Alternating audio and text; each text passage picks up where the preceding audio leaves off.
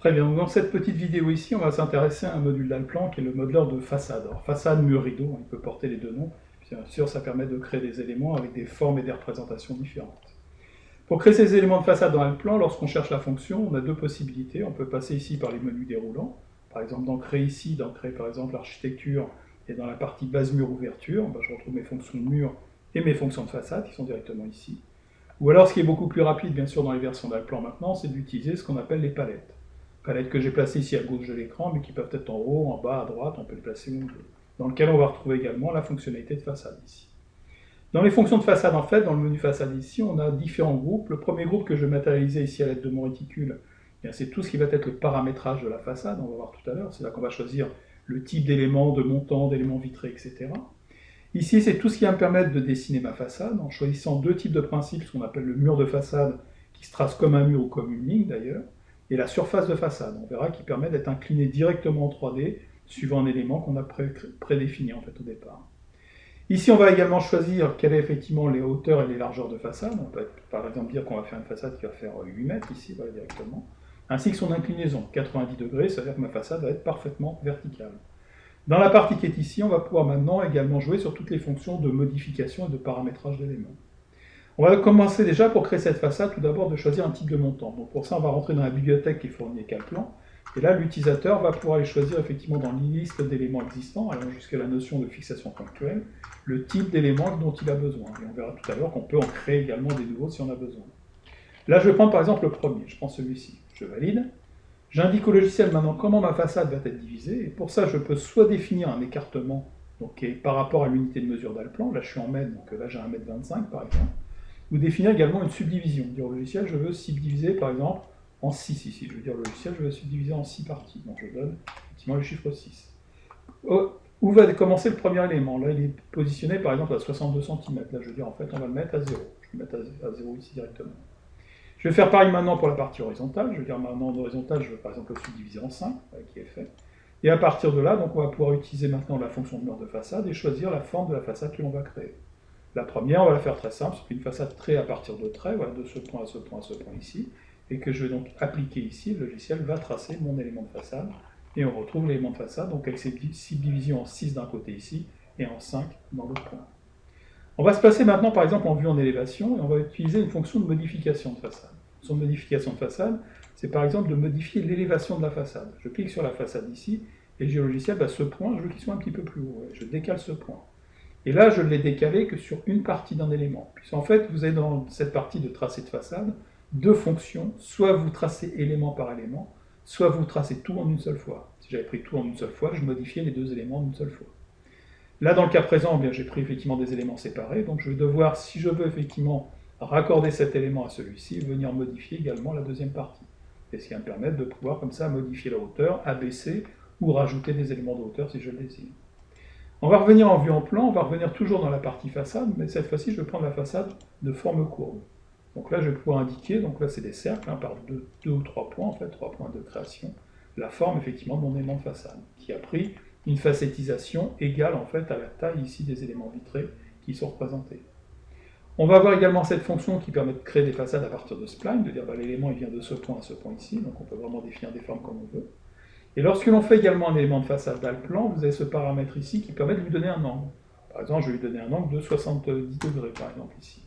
Et je vais commencer par une façade qui va être droite au départ, de ce point à ce point, puis demander au logiciel d'aller chercher la façade sous forme de courbe, et je vais dire que je vais faire une courbe entre ce point et ce point ici, et termine également par une façade sous forme de spline entre ce point et ce point ici. Et on peut comme ça, effectivement, définir des éléments de façade par rapport, effectivement, à des droites, à des courbes, à des splines, suivant également bien sûr la division telle qu'on l'a créée. Voilà, cet élément est créé, on va passer maintenant par le deuxième principe de création, qui va là, cette fois-ci, s'appuyer sur des éléments existants. Par exemple, j'ai créé des murs ici, je vais revenir donc dans mon modeleur de façade. Dans ce modeleur de façade, je vais donc changer de technique, je vais prendre la fonction surface de façade ici. Je vais prendre la même, et je vais dire au logiciel, voilà, j'ai besoin d'une façade inclinée, et je vais juste donner 2 points de l'inclinaison, entre ce point et ce point ici, je vais valider, et le logiciel va reconnaître cette inclinaison. D'ailleurs, dans la partie qui est au-dessus, c'est pareil, je vais lui demander de venir à la rencontre des 2 points de mur ici, d'aller chercher par exemple les points opposés, de valider et d'appliquer, et je retrouve à nouveau, bien sûr, mes éléments de façade tels qu'ils ont été créés. Donc là, ça permet de s'appuyer sur des éléments existants, c'est-à-dire que la façade que je vais faire également, ça peut être une façade qui peut avoir une forme de trapèze. Donc là, en verticale, mais elle peut être inclinée, elle peut être également au sol, si je le désire. Voilà, je retrouve mon élément. On peut, comme on l'a vu tout à l'heure, mélanger également les principes de conception, c'est-à-dire que je peux commencer par un élément qui va être droit de ce point, puis après dire au logiciel, en fait, non, j'ai une courbe parfaite entre ce point et ce point ici, et je valide. Je peux lui donner effectivement une forme de courbe. Ou toujours pareil également, commencer plutôt par un élément de droite, on va toujours commencer par cet élément de droite ici, entre ce point et ce point, et après partir sous forme de spline pour dire au logiciel que j'ai une partie ici, une partie ici, une partie qui vient sur ce point, et sur ce point ici. Vous voyez, ça permet vraiment de pouvoir dessiner en fait des éléments de n'importe quelle forme. Tout à l'heure on a dessiné comme du trait, là on dessine dans l'élévation, et on donne dans l'élévation directement la forme de l'élément façade. On va aller dans les parties également, créer à partir des éléments de dessin. C'est-à-dire que là, j'ai pris un projet avec deux éléments qui sont représentés. Un élément ici qui va être justement de faire une façade, un mur rideau là, sur le pignon, qui est ici. Et pour faire ça, en fait, pourquoi j'ai parlé de dessin 2D, c'est qu'en fait, pour le faire, on va dessiner la forme de la façade en 2D, vous voyez ici. Donc on va tracer des lignes. Toutes les lignes vont devenir des montants. Tous les éléments de remplissage vont devenir directement du vitrage, si c'est du vitrage, ou des éléments pleins. Là, ça sera du vitrage que je vais prendre, puis ça c'est une grande baie vitrée que je veux faire. Une fois que je l'ai défini, je reviens effectivement dans ma partie façade dans le plan. Je choisis à nouveau, bien sûr, l'élément qui m'intéresse. On va reprendre les premières traverses ici.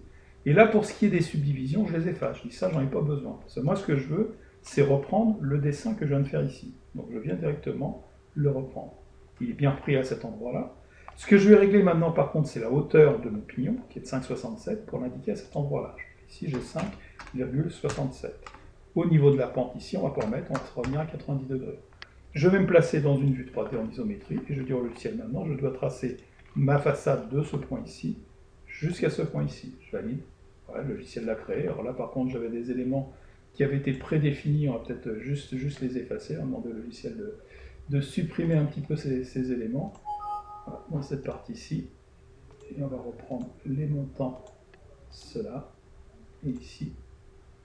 Donc supprimer cette partie-ci, voilà, et également dans cette partie-ci. Alors on va donc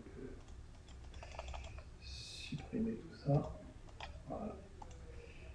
Ok, je vais effacer cet élément, et on va reprendre, toujours à partir de la façade, donc se resservir toujours de ces éléments de montant, demander au logiciel d'aller chercher effectivement les éléments ont été créés, et qui vont partir de ce point.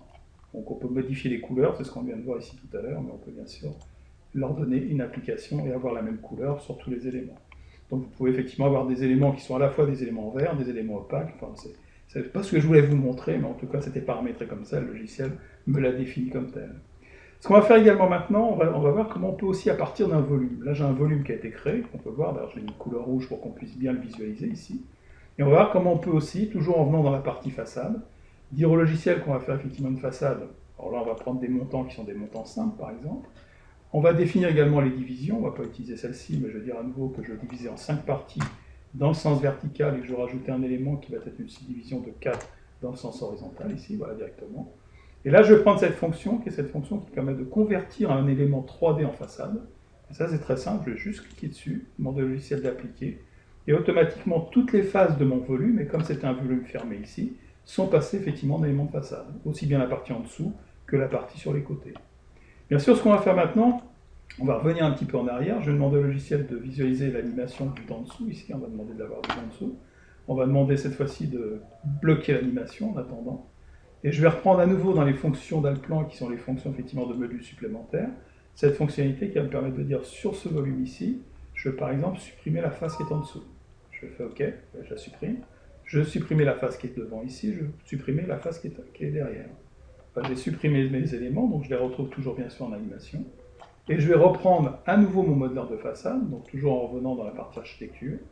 Je reprends la fonction façade ici, et dans la fonction façade, toujours cette notion de convertir un 3D en façade, je clique dessus, j'applique les modifications. Et là, cette fois-ci, bien sûr, il ne va remplir par ma notion de façade ici, uniquement que les éléments, bien sûr, qui existent. À partir du moment où j'ai éliminé certains éléments, je ne vais plus avoir qu'à la déplacer pour la placer exactement au bout. Donc voilà comment on peut, à partir effectivement d'un élément 3D, en faire un élément de façade. D'ailleurs, pour bien vous montrer d'autres fonctionnalités, on va revenir sur des volumes que vous connaissez dans Alplan. Le premier, c'est la fonction voile tendue. Là, on a une sphère, mais sur laquelle on a enlevé la face inférieure pour avoir quelque chose de creusé.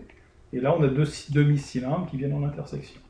Bien, comment on va transformer ça également en élément de façade? Ben, c'est très simple. On revient dans la partie façade ici.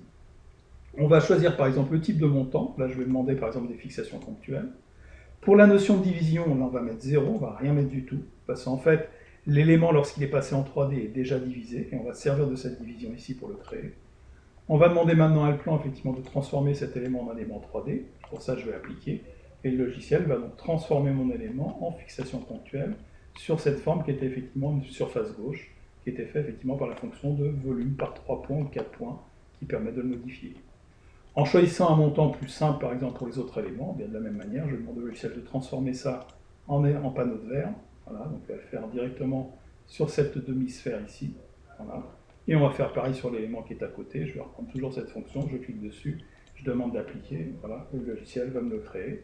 Et on peut visualiser directement en 3D, voilà, c'est ces 3 volumes ici qui ont été créés, à partir effectivement de formes qui étaient directement des volumes 3D. D'ailleurs, pour donner une application à ça, on va voir par exemple maintenant la fonction de modification et division, par exemple. On va reprendre sur cet élément.